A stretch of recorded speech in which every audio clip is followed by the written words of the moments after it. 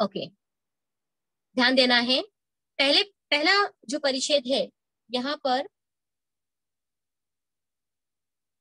कवि केदारनाथ अग्रवाल जी कहते हैं कि हवा कैसी है? हवा बसंती है। कैसी हवा चल रही है भाई? बसंती हवा चल रही है। हवा कैसी चल रही है? बसंती हवा है, चल रही है।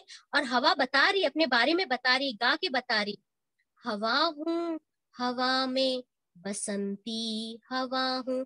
कवि कहता है कि हवा गाते हुए बता रही है कि मैं कैसी हवा चल रही हूँ, बसंती हवा। फिर उसके बाद दूसरी लाइन में कहती है, सुनो बात मेरी अनोखी हवा हूँ। फिर वो कहती है कि मैं ऐसी वैसी हवा नहीं हूँ, मैं एक अनोखी हवा हूँ, अलग हवा हूँ। ठीक है। और अपने अपने बारे में बताती है कि मैं बड़ी बावली हूँ, बड़ी मस्त मौला।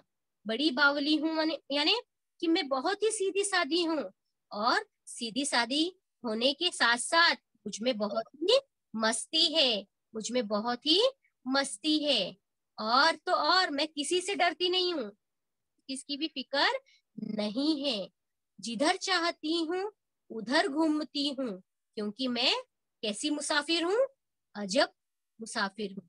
ठीक है, मैं ऐसी यात्री हूँ, एक ऐसी मुसाफिर हूँ, बहुत ही अजीब हूँ, क्योंकि मेरा मेरा कोई डेस्टिनेशन नहीं है, मेरा कोई पहुंचने का स्थान है। मेरा मन जिधर चाहता है मैं वहां पर चलती हूँ।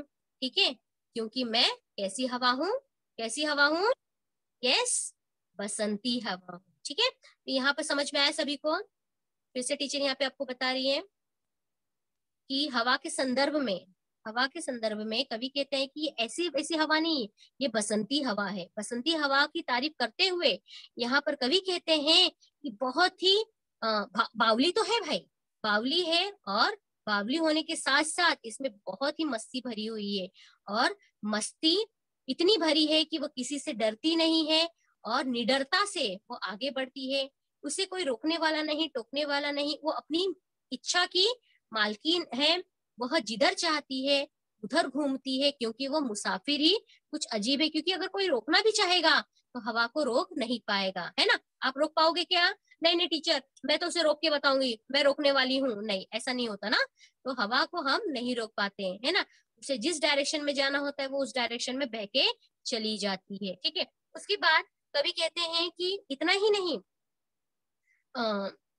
फिर अभी इसकी बसंती हवा की चंचलता के बारे में बताते हैं। चंचलता मतलब मस्ती, कि वो किस तरह से मस्ती करती है, किस तरह से वह लोगों को परेशान करती है। लोगों को परेशान करती है मतलब प्रकृति में वो किस तरह से आफातापी मचा देती है। क्या कहा है? चढ़ी पेड़ महुआ। कवि कहते हैं कि जहां मन चाहता है वो वहां घूमती है। इतना ही नहीं, वो प्रकृति में भी लोगों को, दूसरे पेड़ को भी वो क्या करती है? परेशान करके देती है। ठीक है, तो यहाँ पर कवि कहता है कि जो बसंती हवा है ना, पहले महुआ के पेड़ पे चढ़ती है। महुआ के पेड़ पे चढ़ना मतलब महुआ, यहाँ पे टीचर ने महुआ के पेड़ के एक एग्जाम्पल दिया। ठीक है, तो ये जो बसंती हवा है ना, वो महुआ के पेड़ पे चढ़ जाती है। महुआ मतलब ये कुछ इस तरह का रहता है, पकने के बाद कुछ इस तरह हो जाता है, इसका स्वाद मीठा होता है खाने में। ठीक है, तो यहाँ पर कवि कहते हैं कि प्रकृति में यह अपने अपनी मस्ती के कारण, मतलब इतनी मस्ती भर गई है इसमें कि यह किसी को भी छोड़ती नहीं है, बहुत परेशान करती है। हाँ, तो यहाँ पर बताते हैं कि जब महुआ के ऊपर चढ़ती है, महुआ के पेड़ के ऊपर चढ़ती है, तो वहां पर थपाथप मचाती है। थपाथप मतलब देखो, जब हवा जोर से चलती है तो जाहिर सी बात है पेड़ भी उसके साथ झूमने लगते हैं, है ना? एक पेड़ अगर नजदीक नजदीक, एक पेड़ दूसरे पेड़ से टकराने लगता है। तो यहाँ पर जब बसंती हवा महुआ के पेड़ पर चढ़ती है, महुआ अभी आपको टीचर ने बताया कि महुआ का पेड़ कैसा होता है, महुआ के फ्रूट्स कैसे होते हैं, उसको खाने में टेस्ट मीठा होता है। ठीक है, तो वो क्या करती है कि उसके फ्रूट्स को क्या करती है? थपाथप गिराने लगती है ना? मतलब इतनी जोर जोर से हवा उस महुए के पेड़ को मारती है कि उसके फ्रूट्स क्या मचाने लगते हैं, थपाथप मचाने लगते हैं। इस तरह का साउंड आने लगता है, वो फ्रूट्स गिरने लगते हैं ना, थपाथप थपाथप करके। तब उसके बाद फिर महुआ के पेड़ से खेलकर हो गया उसका, तो वो गिरी धम से फिर चढ़ी आम ऊपर। उसके बाद क्या बताते हैं कि अभी वह आम के ऊपर चढ़ गई। आम के ऊपर चढ़ गई यानी कि आम का पेड़, मतलब महुआ के जस्ट महुआ के पेड़ के बाजू में ही अब कौन सा पेड़ है? आम का पेड़ है। कौन सा पेड़ है? आम का पेड़ है, महुआ के पेड़ के बाद जस्ट आम का पेड़ है, और क्या होता है, वो आम के पेड़ के ऊपर भी चढ़ जाती है और उसे भी बहुत जोर जोर से हिलाती है, बहुत जोर जोर से उसे झकोरती है यानी हिलाती है। और इतना इतना करने इतनी मस्ती करने के बावजूद भी, इतनी मस्ती करने के बावजूद भी वह उस आम के पेड़ के कान में जोर से चिल्ला के चली जाती है। कैसा आवाज निकालती है, भाग जाती है। और फिर अब दूसरे कहाँ पे भाग के उतरती है, वो हरे भरे गेहूं के खेतों में चली जाती है ना। तो यहाँ पर कवि कहता है कि बाप रे बाप, बसंती हवा में इतनी ज्यादा एनर्जी रहती है कि उसे रोक पाना मुश्किल हो जाता है। पहले वो महुआ के पेड़ को इतना जोर से थपाथप मचाती है कि उसके सारे फ्रूट्स गिर जाते हैं। उसके बाद बेचारा इतना विशाल आम का पेड़ खड़ा है, उसे भी अपनी शक्ति से झकोर के रख देती है। और इतना करने के बाद भी उसका मन नहीं भरता, तो वह उसके कान में जोर से चिल्लाकर चली जाती है। कौन सा आवाज देती है, वो कू करके जोर से चिल्लाती है, ताकि वो जो आम पेड़ है और ज्यादा गुस्से में आ जाए। फिर उसके बाद क्या होता है, उतर कर भागती है कि ताकि वो आम का पेड़ उसे पकड़ ना ले। अब बताओ, यहाँ पर आम का पेड़ जैसे हो गया एक छोटा सा बच्चा, और हवा भी जैसे पकड़ा पकड़ी का काम चल रहा है, अभी तुझे पकड़ के तेरे पेरेंट्स के पास लेके जाऊंगा, तो इस तरह से कुछ हो रहा है। ठीक है, तो यहाँ पर वो उतर के भाग जाती ताकि वो आम का पेड़ उसे पकड़ ना ले, है ना। और उतरने के बाद फिर वो शरारत करने के लिए कहाँ पहुंच जाती है, हरे भरे गेहूं के खेत में। हरे भरे गेहूं के खेत में वो पहुंच जाती है और वहां पे खूब लहर मारती, खूब लहर मतलब बहुत जोर जोर से हवा बहने लगता है। और वहां पर जो गेहूं की बालियां होती, जो गेहूं का दाना लगा होता है, वो भी उस लहर मतलब उस हवा में एकदम खुश रहता है, मतलब बहुत अच्छे से वह हिलता रहता है। अभी देखो जैसे हवा चलता है, जैसे कि आपको प्रीवियस पिक्चर में टीचर ने दिखाया कि किस तरह से हवा चलता है तो पेड़ वगैरह झूमने लगते हैं, उसी प्रकार से वो गेहूं के खेत में जाती है। तो वहां पर भी वो क्या करती है, अपना बहुत मतलब बहुत तेज से बहती है, जिसकी वजह से गेहूं का जो अनाज जो पैदा होते हैं है ना, उस खेती में जो गेहूं की बालियां लगी होती है, वो भी उसमें झूमने लगती है। फिर उसके बाद यहाँ पे फिर बसंती हवा अपना परिचय देती है कि मैं कैसी हवा हूँ, बसंती हवा हूँ। और इतना करने में ही मैं नहीं थकती, पहर दो पहर क्या, अनेकों पहर तक, यानी पहर दो पहर यानी कि कितना भी पहर होने दो, मुझे उससे कुछ भी परवाह नहीं। पहर यानी समय, कितना भी समय होने दो, मैं हमेशा इसी एनर्जी के साथ बहती रहती हूँ। समय का मुझे समय का कोई भी बोध नहीं है। मैं अनेकों पहाड़ तक चल सकती हूँ, मैं अनेकों पहाड़ तक बह सकती हूँ, क्योंकि मैं कैसी हवा हूँ, बसंती हवा हूँ।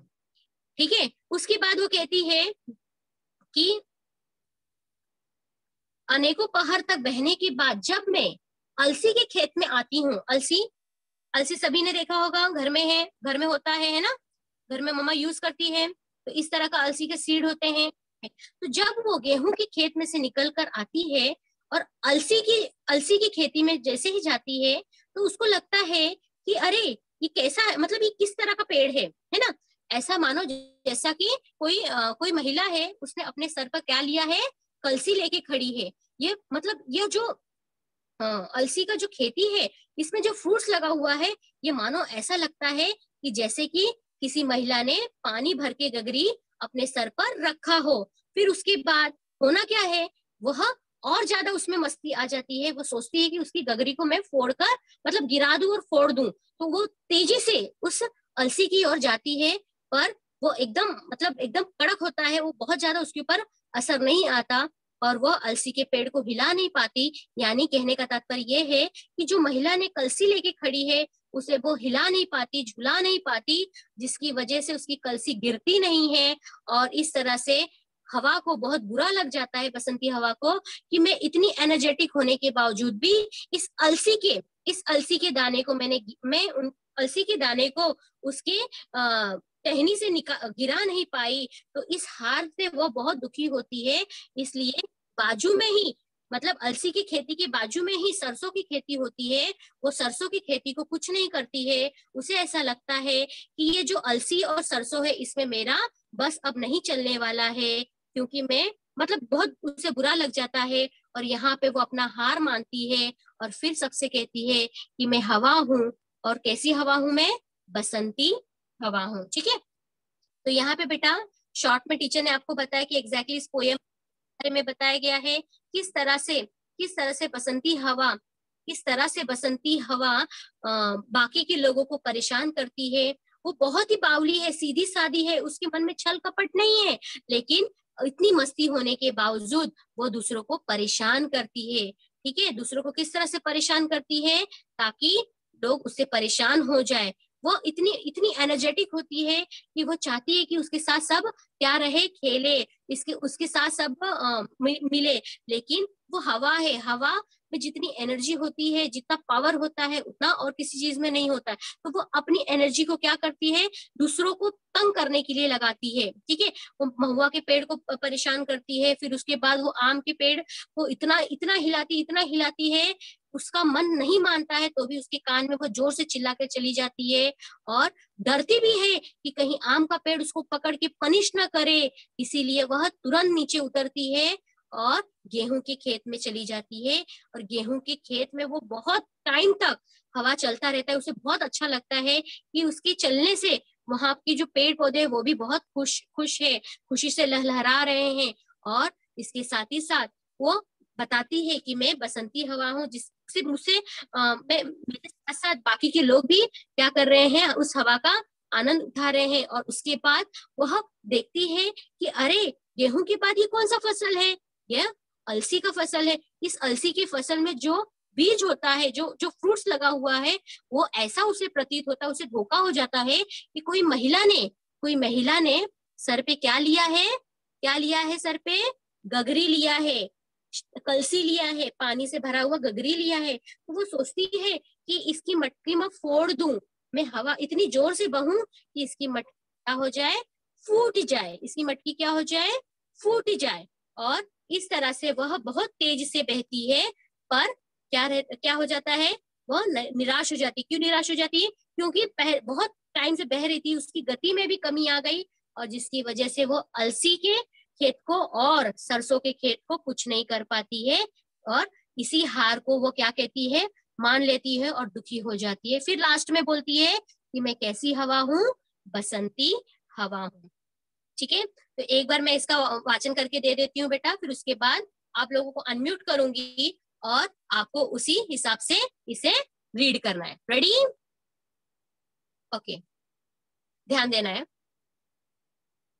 हवा हूँ हवा में, बसंती हवा हूँ, सुनो बात मेरी, अनोखी हवा हूँ, बड़ी बावली हूँ, बड़ी मस्त मौला, नहीं कुछ फिकर है, बड़ी ही निडर हूँ, जिधर चाहती हूँ उधर घूमती हूँ, मुसाफिर अजब हूँ, हवा हूँ हवा में, बसंती हवा हूँ। समझ में आया पहला पैराग्राफ कैसे रीड करना है? सभी को समझ में आया? चलो दोहराओ मेरे साथ दोहराना है स्टार्टिंग से। रेडी? रेडी? 1 2 3 स्टार्ट। हवा हूँ हवा में, बसंती हवा हूँ, सुनो बात मेरी, अनोखी हवा हूँ, बड़ी बावली हूँ, बड़ी मस्त मौला, नहीं कुछ फिकर है, बड़ी ही निडर हूँ, जिधर चाहती हूँ उधर घूमती हूँ, मुसाफिर अजब हूँ, हवा में, बसंती हवा हूँ। टोन समझ में आ गया कैसे रीड करना है, इसे कैसे बाय करना है? नेक्स्ट स्टेंजा रीड करें। रेडी? Very good. चढ़ी पेड़ महुआ, थपा थप मचाया, चढ़ी पेड़ महुआ, थपा थप मचाया, गिरी धम से फिर चढ़ी आमों ऊपर, उसे भी झकोरा किया कान में को, उसे भी झकोरा किया कान में, उतर भागी में हरे देख हरे खेत पहुंची वहां गेहूं में लहर खूब मारी, हवा हूँ हवा में बसंती हवा हूँ। फिर से वापस से सेकेंड स्टैंडर्ड रीड करना है साथ में, ठीक है? Ready, start. चढ़ी पेड़ महुआ, थपा थप मचाया, गिरी धम से फिर चढ़ी आम, उसे भी झकोरा किया कान में, उसे भी झकोरा किया कान में को। उतर कर भागी में हरे खेत पहुंची, वहां गेहूं में लहर खूब मारी, हवा हूँ हवा में बसंती हवा हूँ, हवा हूँ हवा में बसंती हवा हूँ।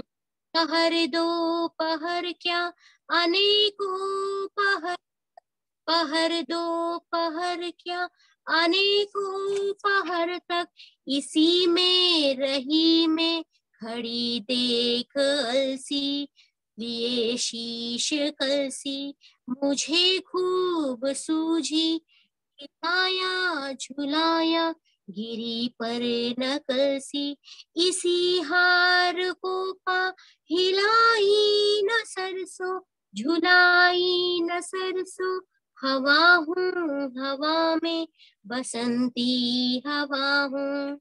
सो स्टूडेंट्स, यहाँ पे पोयम का टीचर ने रीड करके दे दिया है।